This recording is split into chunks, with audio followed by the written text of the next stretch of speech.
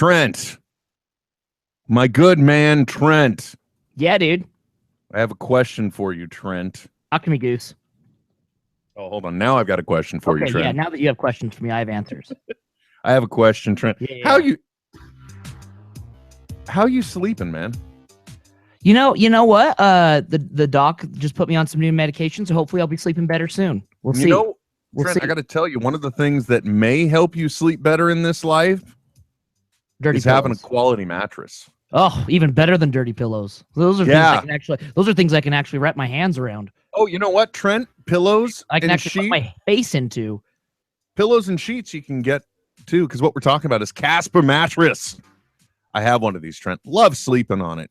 Casper is an online retailer of premium mattresses for a fraction of the price. Trent, the mattress industry is inherently forcing customers into paying notoriously high markups. Did you know this? Dude, yeah, that's why there's always a furniture store that's like going out at fire sale, going out of business because the prices are too high. No one can pay that stuff. Yeah, well, Casper no one can pay that. Casper is revolutionizing the mattress industry by cutting the cost of dealing with resellers and showrooms, and they pass the savings on to who do you think, Trent? Well, probably the consumer. That is correct, directly to the consumer. Yeah. Now I'm going to tell you all right now, you can get towards $50 towards any mattress purchase by going to netheadsonair.com, clicking the Casper link. But Will, but you're talking about mattresses and $50 when you're paying like, $1,700. That's not even a pot to piss in, dude. That's nothing. Trent, they may cost over $1,500 normally, but Casper mattresses cost between $500 for a twin size mattress, $600 for a twin XL, $750 for full, $850 for queen, and $950 for a king size mattress. What? They also understand that buying a mattress online can have consumers wondering, how is this possible? It's real simple. They'll give you how is this possible, Will? They give you free delivery and returns within a 100-day period. It's risk-free. It sounds like witchcraft. No, Trent, it's simple. Statistically, lying on a bed for 4 minutes in a showroom has no correlation to whether it's the right bed for you. That's like saying, I talked to a girl for 4 minutes and I married her. Yeah. Well, I mean, Utah, Oh, good point. That's why Casper has turned the buying process into a risk-free experience. Casper understands the importance of truly trying out a mattress to find out, like these Caspers, that they've got just the right sink and just the right bounce. They do this with two technologies, a hybrid of latex foam and memory foam. You had me at latex, and then the memory was just like an added bonus. Well, hopefully it'll help you remember it. So that's it, folks. Go to netheadsonair.com. Click the Casper link, get $50 towards any mattress purchase, and for the love of goodness, get yourself a good night's sleep. Yeah, sleep, because remember, safety first. And then teamwork. Especially on your bed. Mm-hmm.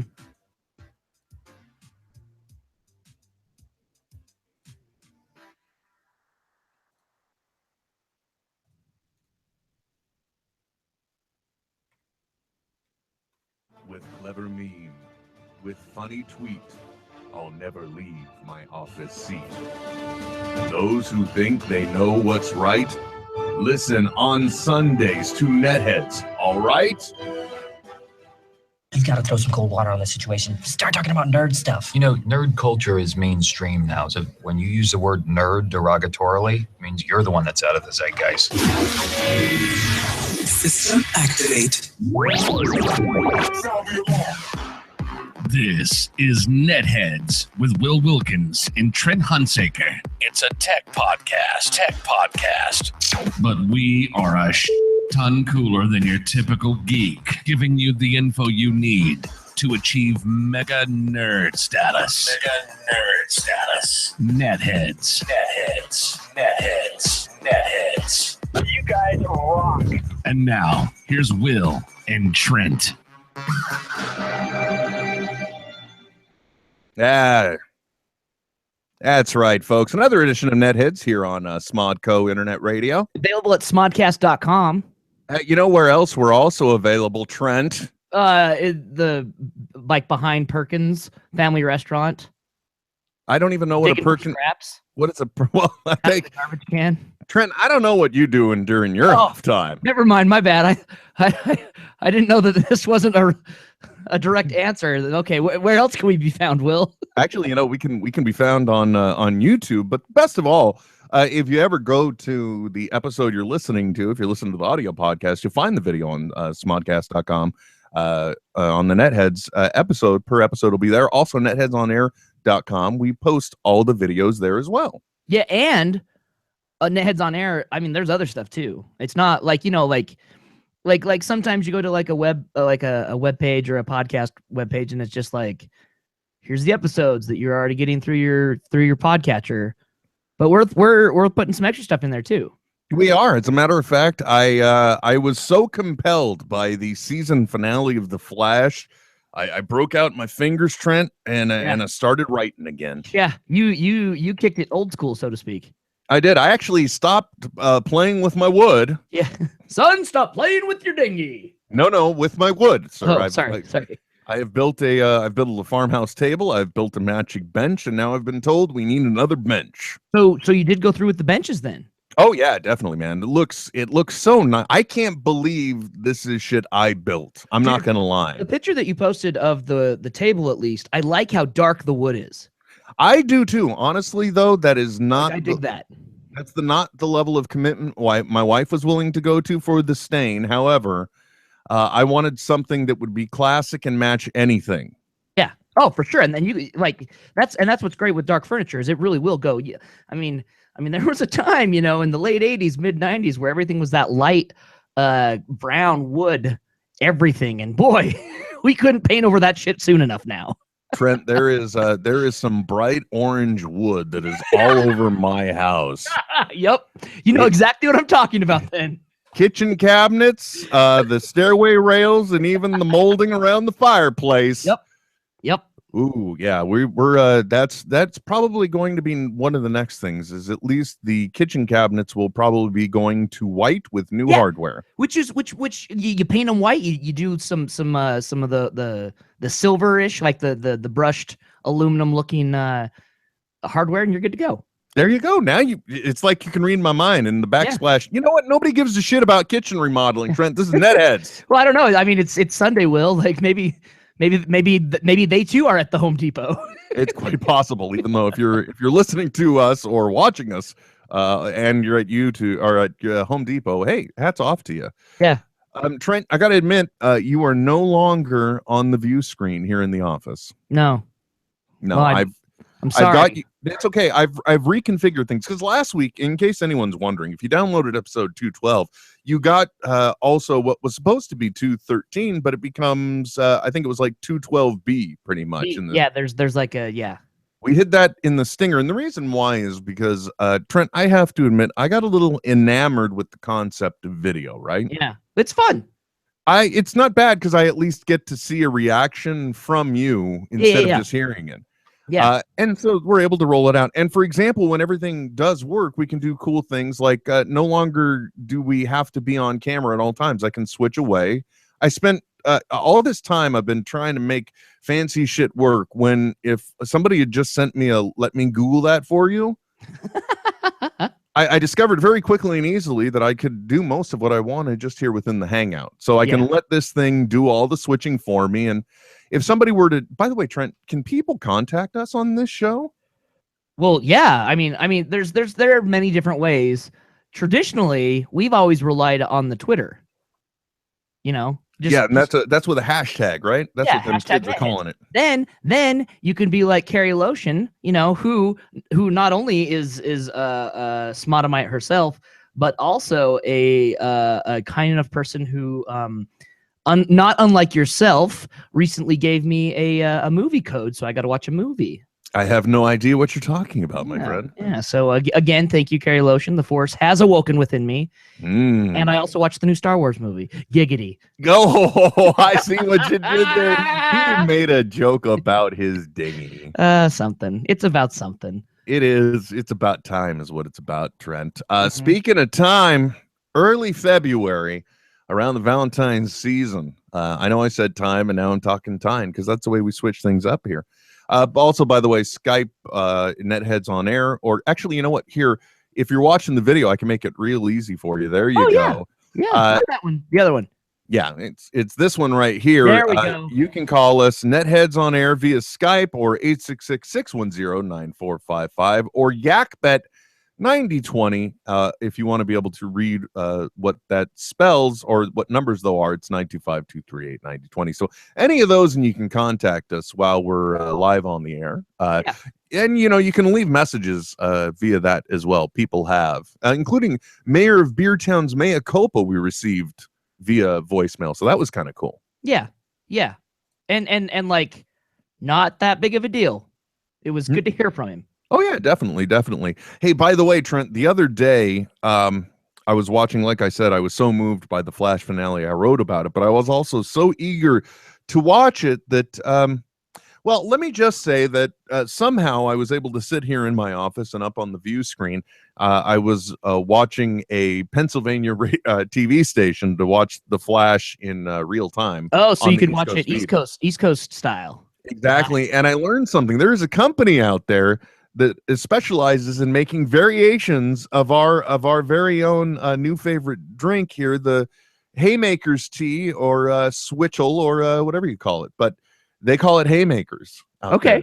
And they even say after a long day's work in the old days there was one thing that was just able to relieve you and quench that thirst, and that was Haymakers tea. Yeah. And I'm on board with it. I love this stuff. Even though what kind of tea we talking? Is it like a sweet tea? Is it like a green tea? Oh no, it's the Switchel that we talked about. It's which is kind of like a wassail, but for the summer. Yeah, I got me. Again, you're bringing your wassail into this, dude. Dude, I'm telling you, when you try wassail, you'll be like, this is the holidays. I gotta really find out what this wassail is. But it's apple cider vinegar. I do about probably 2 tablespoons in there, and then it's a splash of pure maple syrup. Let's not fuck around.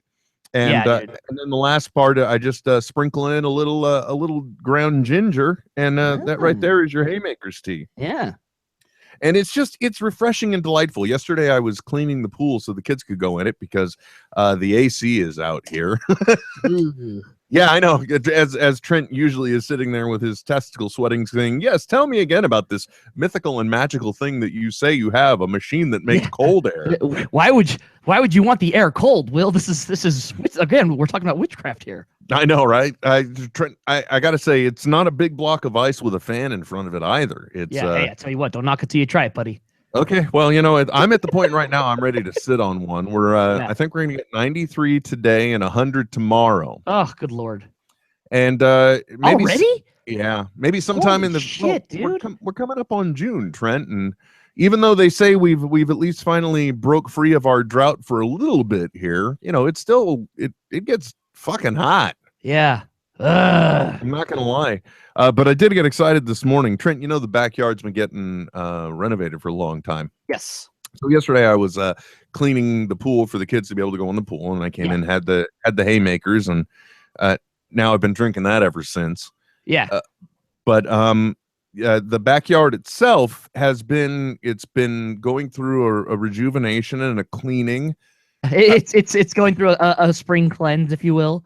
Well, I think we're finally getting to the point where I might be able to get the backyard presentable. Like, okay. Well, I've got stacks of, this is the fun of being me. I've got stacks of bags of concrete in the backyard that have been covered by a tarp because I naively thought that would preserve them. So I'm going to have some very creative stepping stones all around the rest of my yard. There's a big solid rock now, isn't it?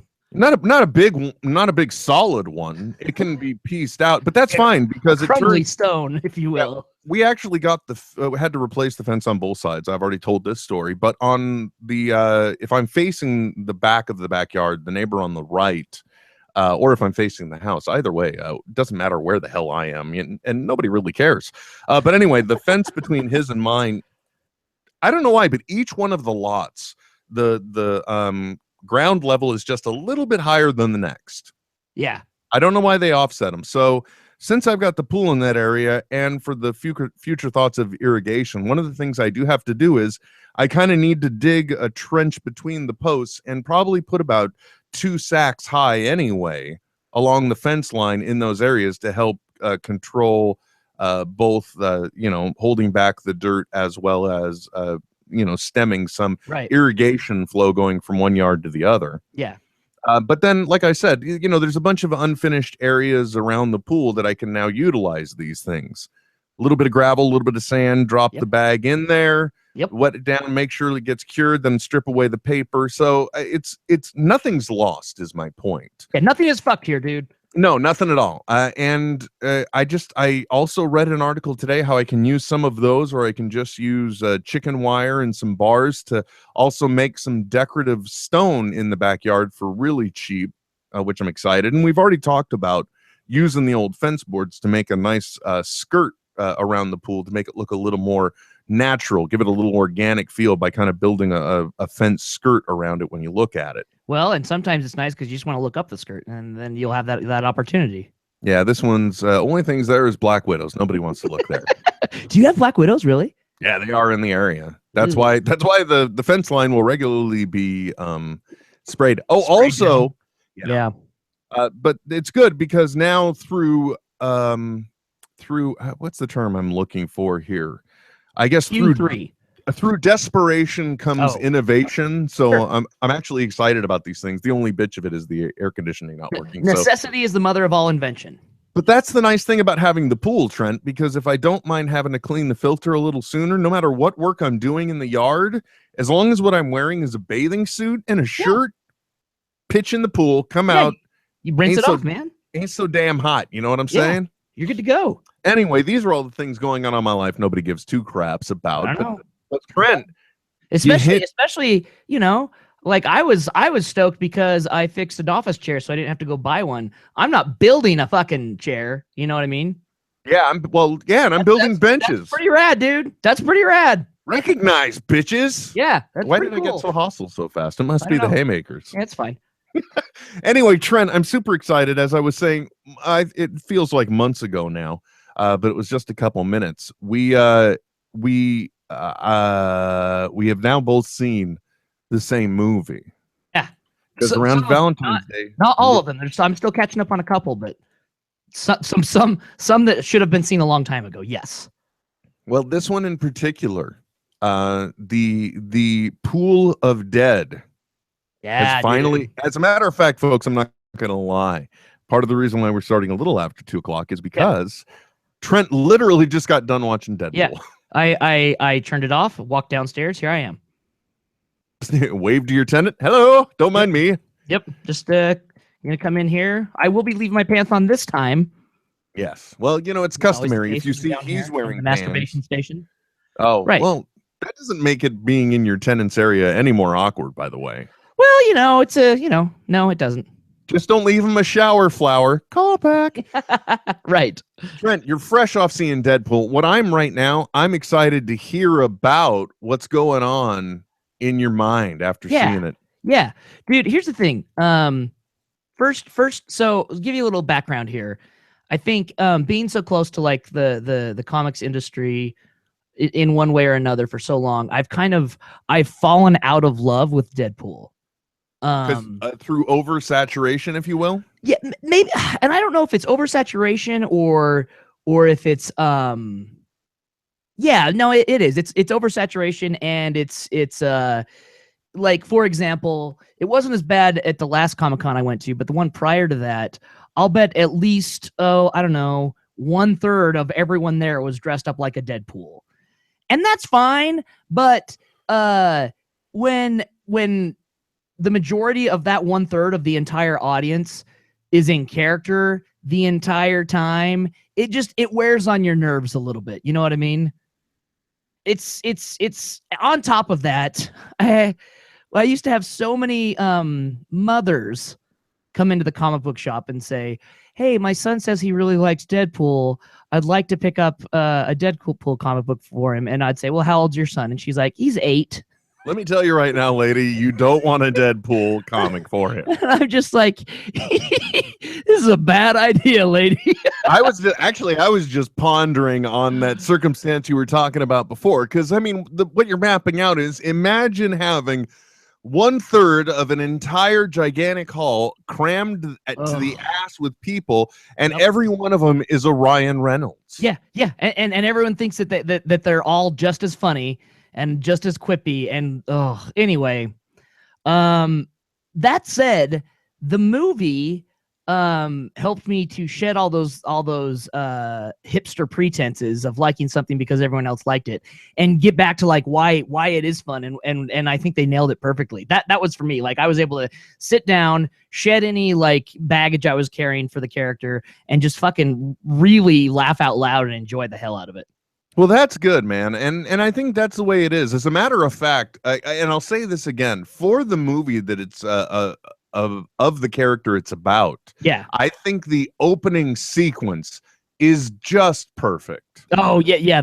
I totally agree. I mean, right down to the card titles for people, like the screenwriter, written by the real heroes here. Still my favorite one. Right. Yeah. But also the first time we ever see our hero in this. Okay, this is the hero's journey is the story of Deadpool. You know, this is what it is. It is not really a hero's journey because this anti-hero's journey. Right. Yeah. So the first time we're seeing our wonderful anti-hero, it's actually in a teabag situation, and we're seeing the teabag. Yeah.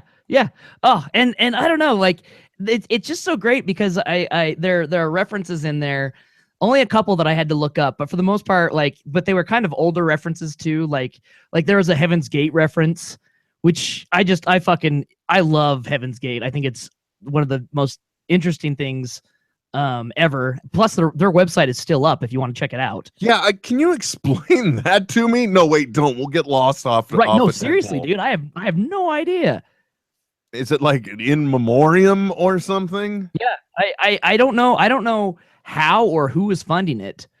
And it is one of the creepiest reads if you do decide to troll through it, and you see how they're specifically looking for the actual types that they're recruiting, right down. Oh, totally. The reclusive nerd who doesn't fit in. Yep. You know, I'm going to give you a message of love and family and hope. Yeah. And I think in the recruitment industry we call that low hanging fruit.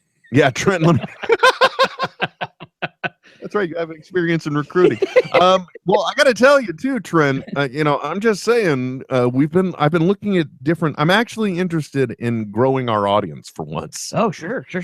I don't know why, and because of that, I've been looking at different scenarios and things, and so, I'm starting to think maybe there might be some lessons to learn there. Well, you know what? If you can't beat them, join them.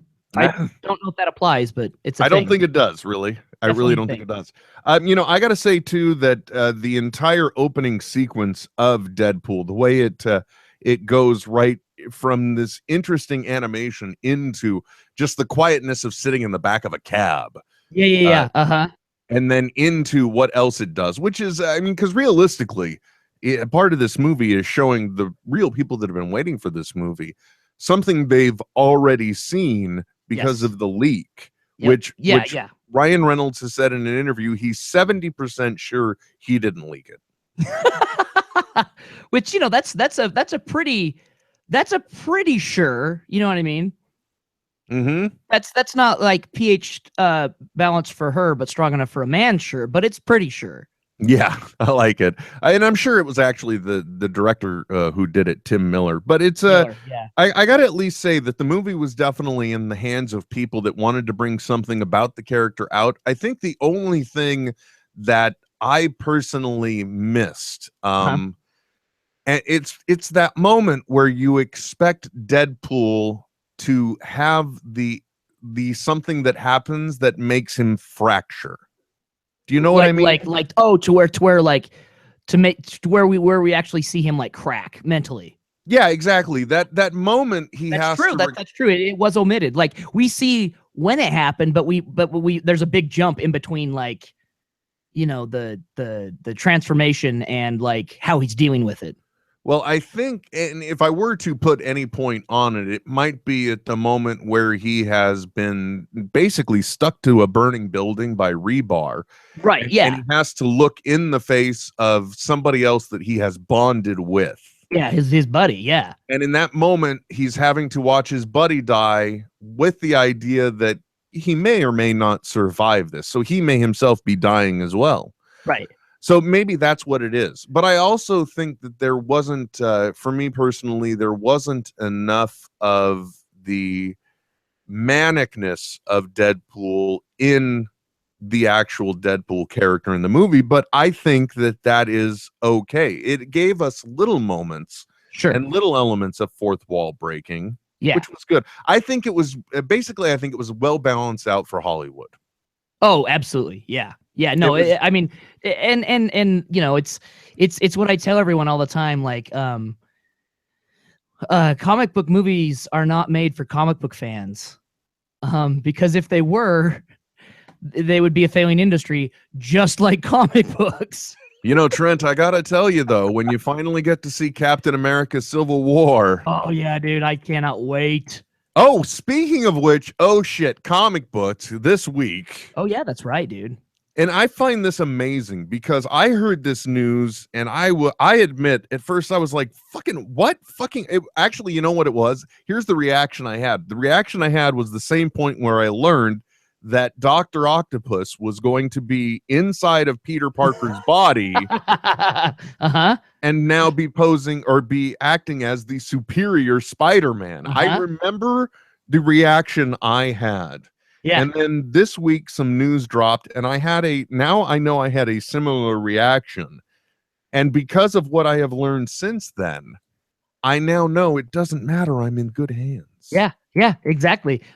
So that said, Trent, what happened this week? So for the past 2 years, Captain America's, Steve Rogers lost his super soldier strength serum, and so he's basically been like what's not an octogenarian, but if you're 90, Fucking old. Yeah, something, almost a centurion. And and then he finally gets his power comes back, and which is great because now we still have Sam Wilson, Captain America, and then they start this brand new title, which is Steve Rogers, Captain America. So we still get to have the two separate caps. And then at the end, we find out, oh shit, Cap's sleeper agent for Hydra. And somehow has been Yeah, the For entire time. a long time. Yeah, maybe. At least, we think. Well, the thing that happens in the comic book is, there is a moment where it's the last panel where he's got a Hydra guy in there with him, and it's Captain America saying "Hail Hydra." And Hail one of the Hydra. things they show in the comic book is that Steve Rogers' mom, freshly from getting away from her abusive husband, I think. Uh-huh. Once again, Captain America always looking out for the little guy. Always, dude. Is recruited by a young Hydra organization at that time looking to help out and support, the community outreach. Mm-hmm. Now, the internet lost its shit about this. Oh, did they ever? First of all, people were just pissed off about it, recontextualizing this character that represents everything that is wholesome and good about America. I think there was also another take on it that the creators, both Kirby and I don't remember who the other guy is. Was it Ditko? Simon. Oh, Simon. They're both Jewish. They And to suddenly have Captain America, their creation, associated with a Nazi-affiliated organization, a little upset about it from that angle. Yeah. But guys, I'm going to say it again. I was so upset when I heard the news that Dr. Octopus, and then this good friend of mine, this guy in Utah, he for my birthday or for Christmas, I don't remember which one it was. Yeah. He sends me this graphic novel that's a compilation of the Superior Spider-Man run. Yeah. And holy crap, was that great. It's fucking awesome. It's one of the best Spider-Man stories we've had in a long time. It was enough to get me back into Spider-Man, Trent. I wasted money for a year on Spider-Man comics. Yep.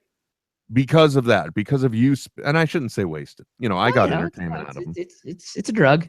Or actually, I may have picked it up earlier. I think I kind of came back during Blackest Night / Brand New Day. So of the DC and then the Marvel Persuasion. And then I just kind of fell off because, 3 times a month. And if you're only able to stop by Yep. your comic shop once every 3 months, they don't like that. Yep. And then you've got this undaunting stack of comics. You're like, Jesus Christ. Yeah, I don't have, And then and by the I time don't want you to be that. I don't want to be that guy. I still admit it. Yes, I didn't want to be that guy reading comic books on the commuter train. Well, and by the time you've got a big stack like that, like the trade has already come out, and that's more manageable anyway. Yeah, exactly. So anyway, but that event did get me back into it for a little while, and it was great. And I admit that Crow, when prepared properly with the right sauce, tastes gamey but is manageable. Yeah. Oh yeah. Well, and that's, I mean, talking with Chad Harden, who's the artist on Harley Quinn, and he lives here in Utah. I was doing a panel, and someone asked a question. I can't remember exactly what it was, and he just kind of explained, like, there's so you've got this center core of what a character is, and then you'll always, the farther you go out, the more interest it raises. But to keep readers around, you have to go back to the solid always. So there's always going to be this up and down, that'll bring the characters back to who they are, to a jumping off point, because that's the relatable part about them. That's the part that fans enjoy about them.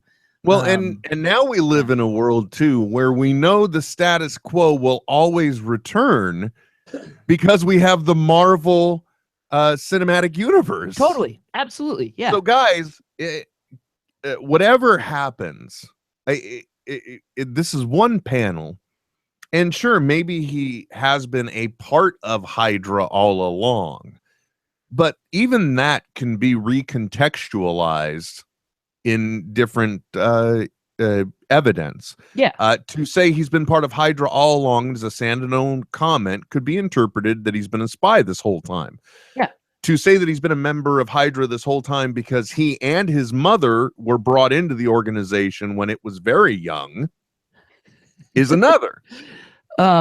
If anyone wants to just have a good laugh and to, and this is great that you brought up the Superior Spider-Man, because the writer of that, Dan Slott, I mean, people fucking love their Spider-Man, you know what I mean?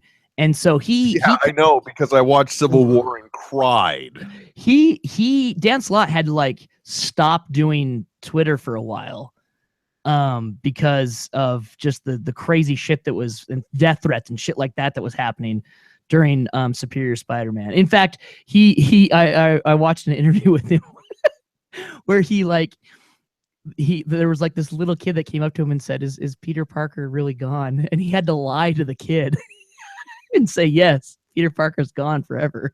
That is when a part of you dies inside. But, just a little one. But the writer for Cap, who is fucking, I love Nick Spencer. I've met him a couple of times. He's a really funny dude. He's an awesome writer.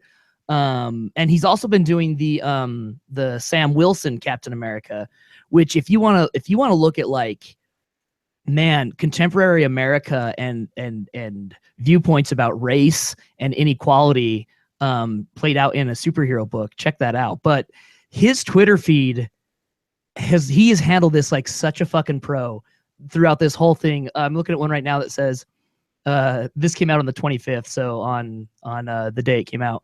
"I can't respond to 9,000 tweets per second, but if I could, I would say I admire your passion." That is, ladies and gentlemen, that's how you handle it. Oh shit. Wow. He's like, and everything he's done has just been really, really smart. Yeah. Yep. That is a spot on so commentary. He's like the one guy is saying, "So you're admitting it was nothing more than a gimmick to get people talking? Good to know." And then he says, "Well, by this definition, every story we've ever written is a gimmick." Well, but it is, because like you said, it is an industry that is in trouble. And unless you give people it, folks, make no mistake, even though it's about people in tights and everything else, comic books are soap operas. And absolutely, dude.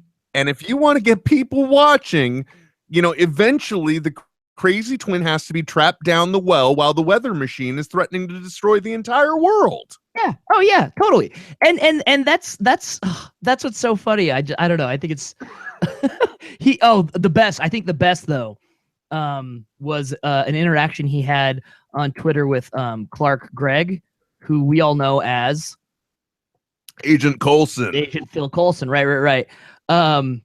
So the first he said, "I'm sorry." This is Clark Gregg says, "I'm sorry. Steve Rogers said what? Hashtag I can't believe it. Don't believe it. Won't believe it." And Nick Spencer said his response, and this is after this is like on the 27th, so 2 days of just a shitstorm, and then he goes, "Okay, now I feel bad." Well, that because Coulson, much like you, is an ultimate Cap fan. Totally, dude. Biggest fanboy ever. You both have, you have a collector's set of Captain America cards. Yes, I do. It's a vintage set. Yeah. Bloodstains and all.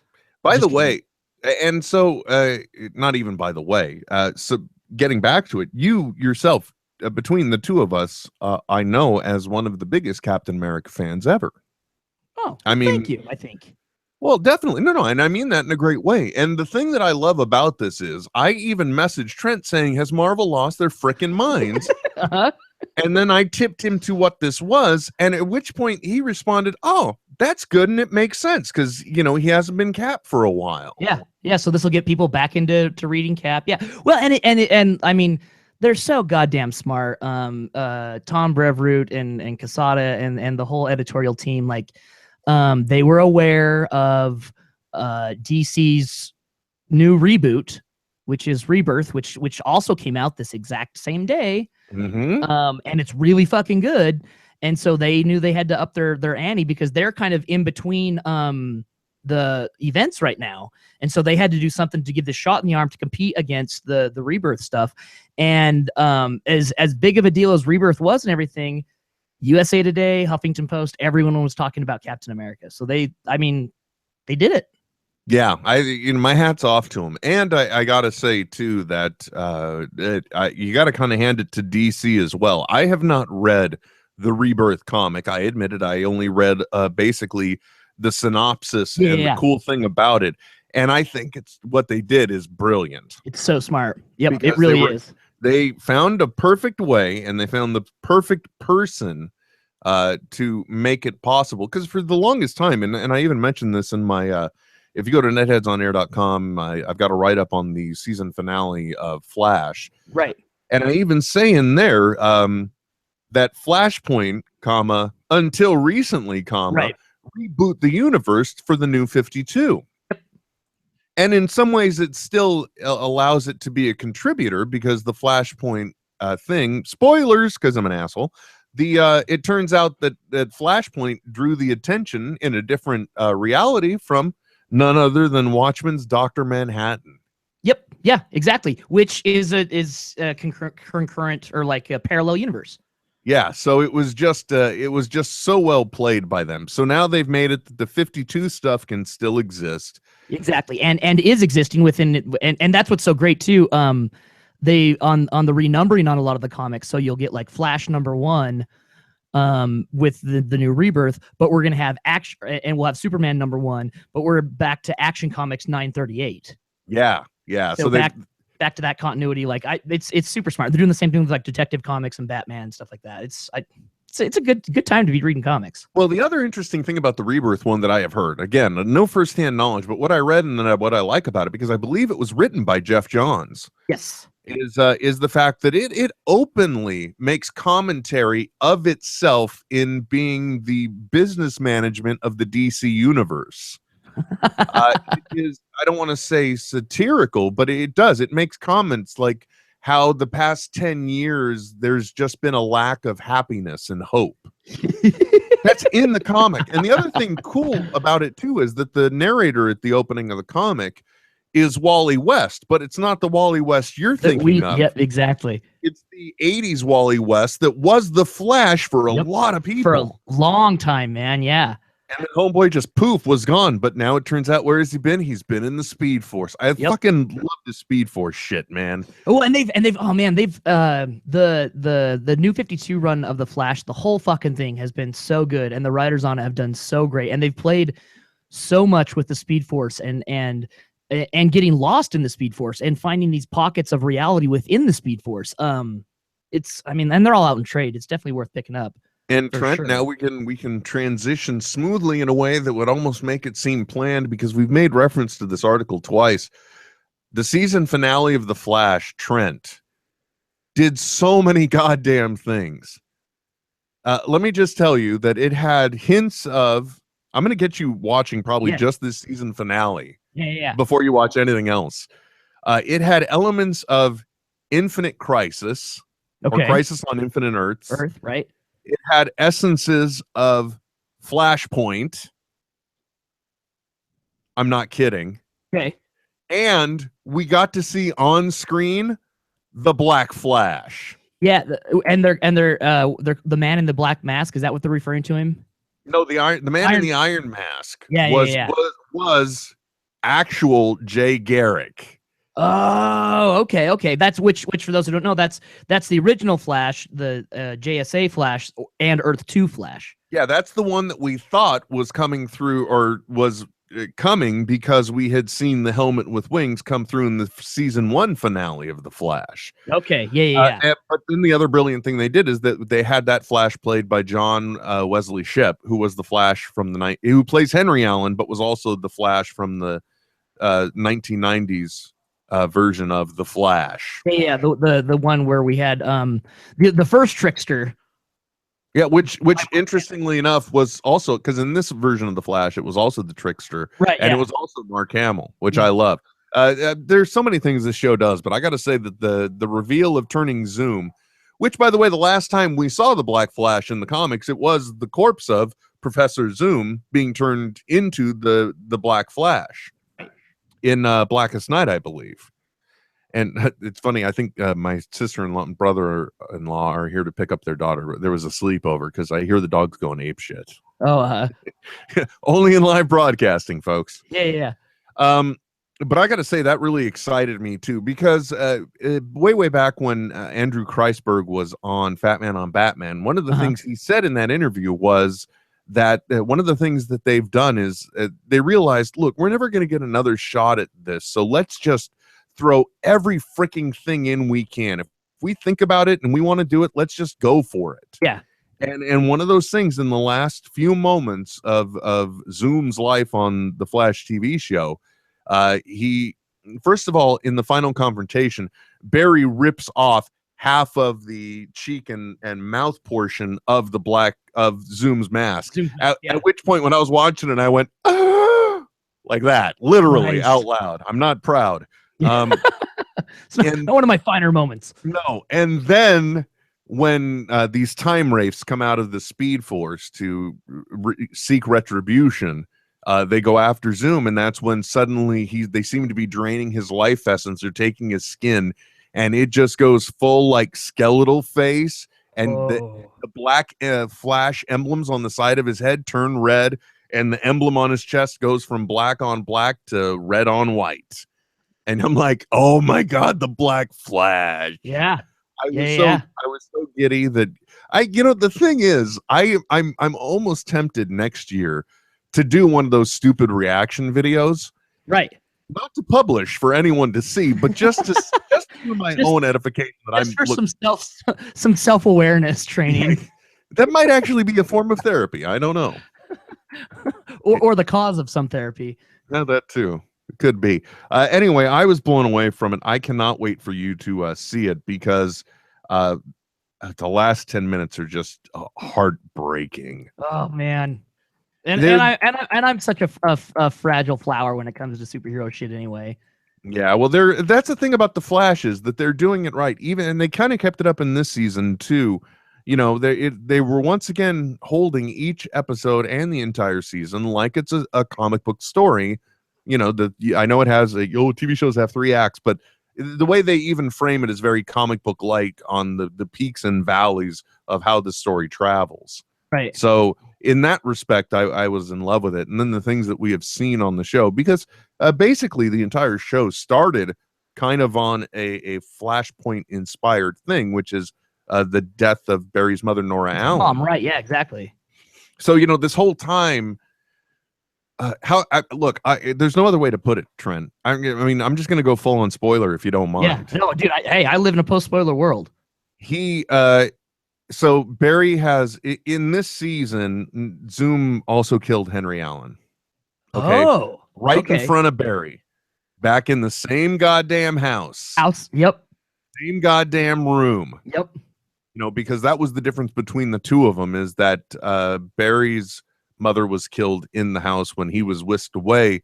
And in this storytelling, Hunter Zolomon was there in the room when his dad kills his mom in front of him, which is part of what really fucks him up. Right. So the long story short is they end up stopping Zoom, but now his dad is dead, his mom is dead. And in the story, they had this element they used called time fragments. And so and that representing a version of a Flash that exists in a point prior to this one, so they can come forward and experience things. So now you've got two of you in the same point somehow. I get lost in it and go cross-eyed. And the long and short of it is that one Flash gets to stick around and save the day, and the other one kills himself to save the multiverse. Oh shit. Yeah, which sounds familiar, right? Yeah. So that means this character now has lost his father after having lost his mother 17 years ago. And then there's a version of him that had to accept the fact that I have to die to save everyone I love. Right. You know, somebody that accepted death. So, I mean, he said he's hollow inside.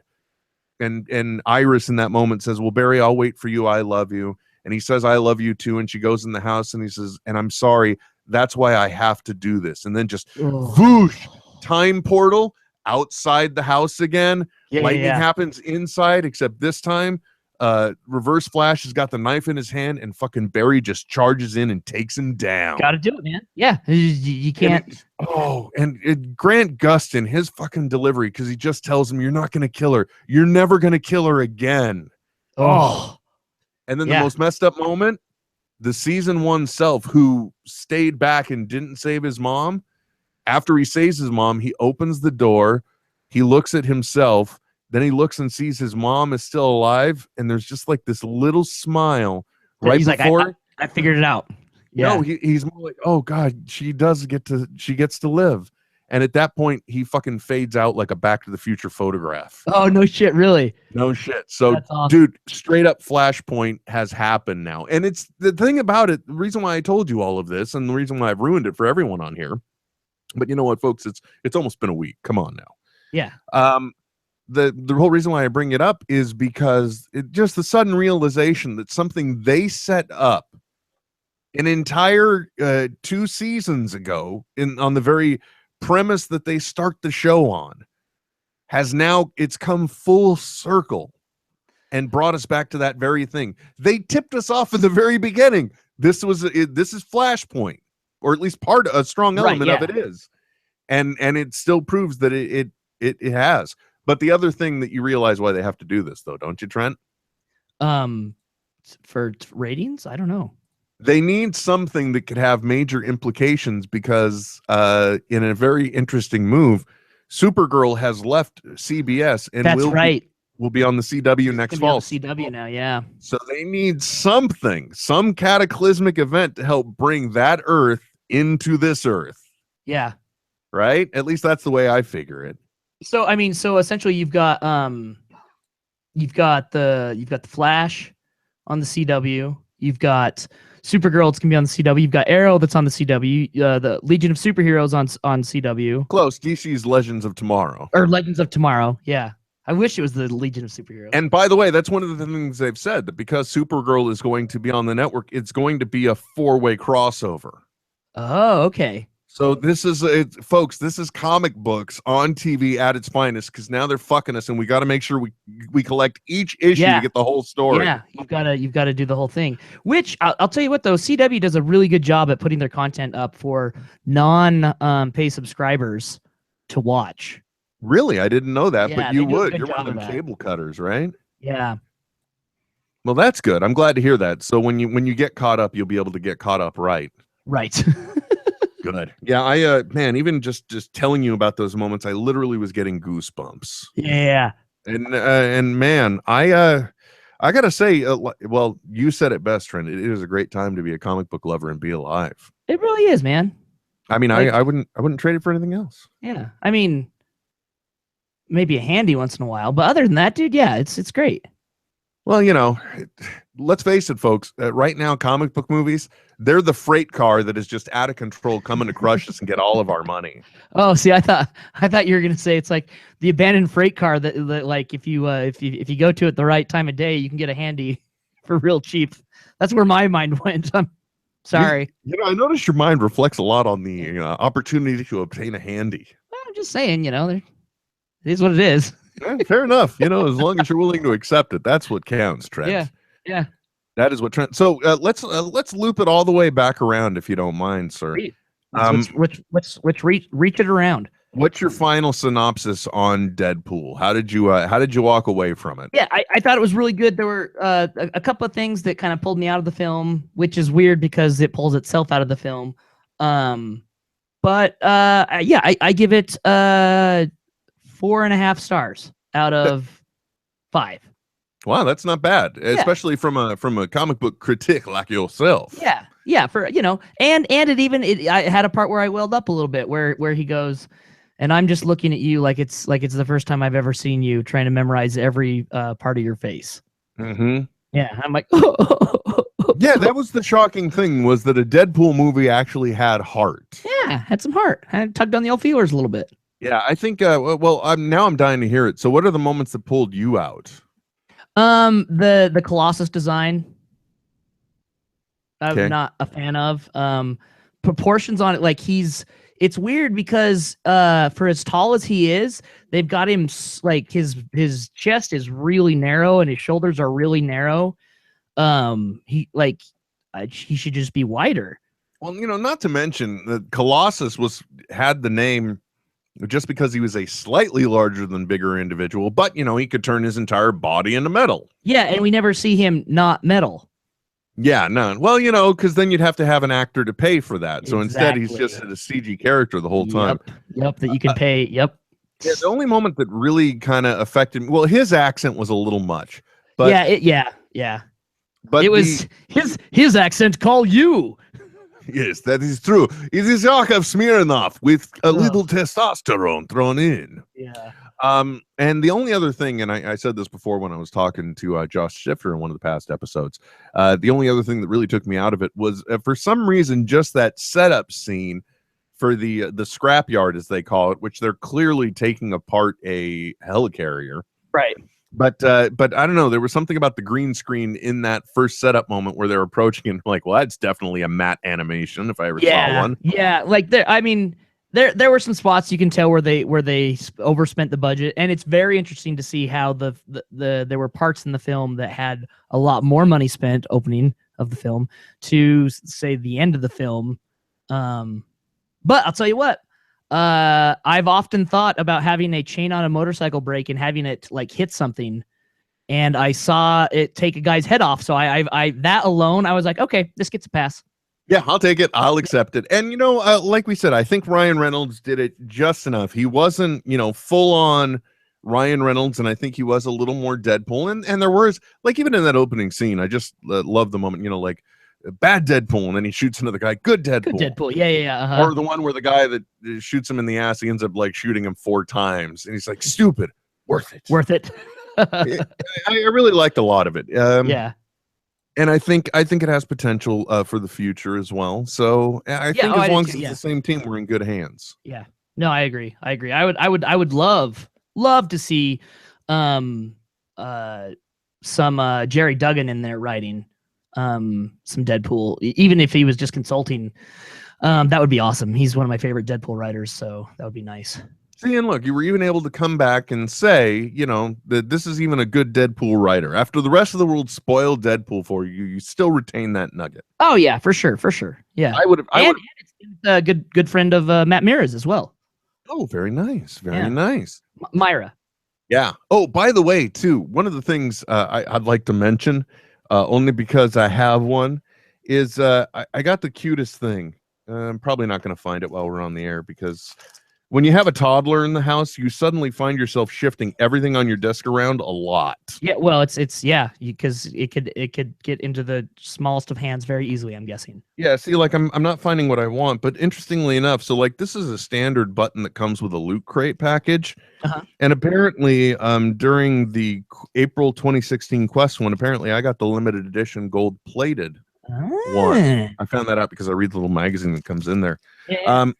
Anyway, what I have somewhere around here is a little character pin, and it's of teenage Jensen Karp as a rapper in one of his most forlorn moments. And I've got that as a pin because I pre-ordered his book that I cannot wait to read. I can't wait for it to drop. It's June 6th. Yeah. Kanye West owes me $300. $300, yo. And I also got a little preview for those of you listening to us live. Tonight's episode of Hollywood Babylon that's going to drop. There's a little guest stint by Jensen there pushing the book as well. You don't say. Yes, it'll be nice to hear him back on the Smodco network. Yeah. Funny. I just did an interview with him about his documentary short that he did, produced by Scott and Zach. Very nice. Which is on BigShinyRobot.com if anyone wants to check that out. Great fun documentary. It's about wrestling. It's about two friends who love wrestling, and they have a unique relationship because one of them is blind, and so he can only enjoy wrestling through the announcing of his friend sitting right next to him. Oh my gosh! So his friend basically paints a visual picture for him every time on everything that's going on. Yeah, and so and they go to live shows all the time, and he just sits there right next to him and just like tries to say what's going on the whole time all the way through. It's only like a 15-minute documentary. It's a tearjerker, man. It's really fucking cool. Dude, that guy's entire relationship with his friend is a YouTube reaction video. Yeah, totally. Yeah, totally. Yeah. I mean, this guy must be, immediately upon learning about this story, I would integrate this guy into the shot calling of it, like make him an alternative, because they have that assisted description, right? Yeah. Oh yeah. They've got the play-by-play and color announcement and everything, and it's great because they bring in they were able to coordinate with Jim Ross, who is like the announcer, like the play-by-play caller of all wrestling fans there are, and he comes in and surprises them, and they get a chat with him, and he gives them advice, and in the interview Jensen talks about how, like, this kid's got a career and he's so focused, like they're both going to go on and tackle some cool stuff, and the Dez, the fan that's blind, like he's doing a podcast now, and he's getting fairly big to where like people on the indie circuits were like seeking him out to be on his podcast and stuff. It's just a really, really cool look at a unique piece of fandom.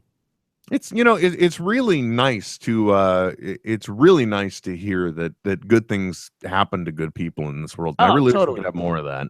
Well, and it's cool too. Like Jensen did this, like he financed the whole thing, had no place to publish it or anything. He just knew, like, when he met these two dudes, he's like, this story needs to be told. And so like he pulled all the like some strings he could, paid for it all, and then he put it up on Vimeo, and then he's a contributor for Rolling Stone, so they were able to put it out on their website and everything for him.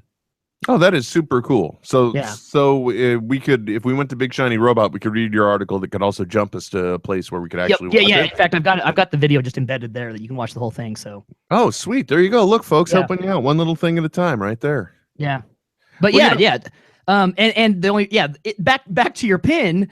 He's been doing a lot of those pins on his website. Yeah, I've got a lot of them. I've actually got the Kermit sipping. Actually, you know what? Can I reach? Every time I step outside of my comfort zone here in the studio, shit breaks, though. So maybe we'll just show those for an. Oh no, there is my bag. Okay, so you say something for 1 second. I'll reach over there. Yeah. So anyway, for those of you who don't know, Jensen Karp, my sack. Jensen Karp, formerly Hot Carl, he got a record deal with Interscope at like age 19. Grew up in Hollywood and was, for a while, had his podcast Get Up On This was on Smodcast. If you want to see what it was like growing up in Hollywood, like like going to high school in Hollywood. He's got the craziest stories, just about like actors and stuff when they were teenagers. That for him are just like, yeah, it was so and so who had a locker down the hall from me. You know what I mean? It's just my buddy. It's James Caan's son. Yeah, he Wow. like fingered a girl when he was 12. It was crazy. Well, thanks for bringing that up, Trent. That's Okay. like that story has stuck with me so much. So I'm so glad I could step away to do a visual thing on a podcast. But Yeah. here, for those of you watching the video, you can see the pins that I have. I have Yeah. I've got The Rock holding his fanny pack. I've got Kermit sipping tea because it's none of his business. I've got the Blockbuster video pin. I think it's version 2. I'll come back to that. And then your favorite knockoff T-shirt from the flea market from like 1985 till today is the gangster version of Bugs Bunny and the Tasmanian Devil. Yeah, dude. With And yes, like, I am a like, 40. Yeah, dressed like Criss Cross. Their clothes are on backwards. And by the way, yes, I am a 45-year-old man that has a Batman patch on his back. Deal with it. That's what I say. So the version of this one, I think, is it's the Goonies. That's what's on the videotape. Oh, okay. Blockbuster video. How dope is that? Yeah. Yeah, I love his pins, and you can find those. Just Google Patty LaPel, I think is what it's called. And I love them though. The problem is I can't go there because then I want to get pins. So I need to find my little Hot Carl or Jensen or whatever he is around here and get them on my bag. Yeah. Get it on there, man. Yeah, by the way, next week or the week after, we may either have a complete disruption in broadcasting or we may be doing it like Catching Us Live would be on a Saturday instead of a Sunday or something. Yeah, something. I got to do some traveling soon. So travel around. Just saying for the next 2 weeks, we're playing it by ear. That's it. Yeah. So anyway, boy, we really kind of hit a lot of topics in this hour, didn't we, Trent? We did. Oh, one last thing, kind of comic book and tech related.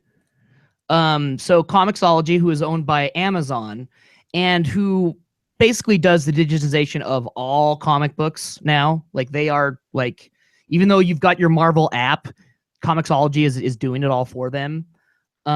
They just released a Comixology Unlimited subscription. So you can go in and for $6 a month, you get like unlimited, an unlimited. It's basically like Netflix, so it's limited to what they have available. And so there is some DC and there's some Marvel, but mostly you're gonna get a ton of like Image and IDW and Viz and Top Cow, and so all that stuff. Like if you're big into indie comics, for $6 a month, this is a killer deal. And they've already figured out how the interface should work through all their other stuff that they've done. So if you just go to Amazon.com, Comixology's unlimited subscription, it's a killer deal.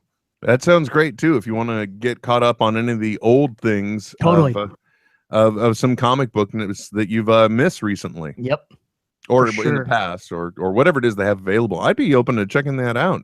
Yeah, and that's great because if you the Marvel subscription, I think I'm on an old plan, but the one now is like $11 a month. Still a great deal if you're reading 3 comics a month.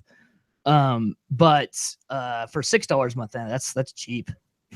I love it. Now the brick and mortar is out of your mind. You're like, fucking digital comics, bitches. Just like, bring it on, man. Embrace it. Embrace the chaos. But also, but I mean, that said, I'm still spending, probably $100 a month at Dr. Volt's in Salt Lake. Oh, that's sweet though. That's nice. I like that. Anyway, folks, thank you very much for joining us through this episode of NetHeads. I know I've had a wonderful time. I hope you did too. Yeah, I did. Good. That's all that counts. You mean them? Yeah, them too. Oh, I get confused sometimes. Yeah, them too. That's how much I embrace the audience. Yeah, them too. Yeah. But thank you very much. As always, please spread the word. Let everyone you know that you like NetHeads, and try and get them to subscribe too. We just want them to subscribe and download. If they don't have to listen at all. No, all right? Just download it. Just download it. That's all we're looking for. Maybe a 5-star review here and there. But the great news is that you can find us at NetHeads on air.com. You can find us at youtube.com. But the best place to find us, where it's always free and funny, Trent, where the hell is that? Smodcast.com. This is NetHeads with Will Wilkins and Trent Hunsaker signing off. I know, right? But stop being a little Nancy and deal with it. NetHeads. NetHeads. Heads. We'll be back soon. Goodbye. This has been a production of Smodco Internet Radio. Sir, only at smodcast.com. You notice there's a little more of a laid back sound in my voice when I'm not sitting here worrying about trying to make this video go to that video and do this thing and that thing. Well, man, there's something just simple as simple does, Well, yeah, and that's the point. Keep it simple, stupid. Kiss. Right? Kiss. I mean, you've even done that. You're like, you know what? I'm not sitting in front of the camera anymore. Fuck No. that shit. The camera's to my left, and that's where it's gonna be. Yeah, it works for me, and if you want, maybe we could do a SWOT analysis of it later on and see how it's gonna work out for us. Wait, do a what? A SWOT analysis. What is that? So it's a way of tackling topics usually used in like businesses. So you look at your strengths, your weaknesses, your opportunities and threats. So it's referenced heavily in a few episodes of Silicon Valley this last season. That's true. I'd never heard of Skunk Works either. Yeah. So when a perfect example, when they're deciding whether or not they should tell the guy that his trajectory is completely wrong on his on that jump off of the building, they're going through a SWOT analysis where they're talking about fucking his girlfriend and everything if he died as an opportunity. Yeah, by the way, folks, if you want to enjoy something that you don't have to pay anything for, there is just a horribly delicious 5-minute tirade by TJ Miller. God, dude. And Trent, where did you recently shared that, didn't you? Yeah. Just on Facebook. Gosh. Yeah, it's from HBO's YouTube page. I can tweet it out. Speaking of which, TJ Miller, man, I wanted more TJ Miller in my Deadpool. Yeah, right? Because they're just, seriously, there wasn't enough. And the thing that I love most about him is he was still a fourth wall breaking character, but in a much more subdued manner. Yep, totally. Yep, yeah. Like it works so great because you could totally see like those two being friends in real life. Yeah, and the other nice thing too is that his last line in this big movie is, "So you want to get fucked up?" Yeah. We should just make that our sign off now. Really, we should be. Yeah. So you want to get fucked up? You want to get fucked up?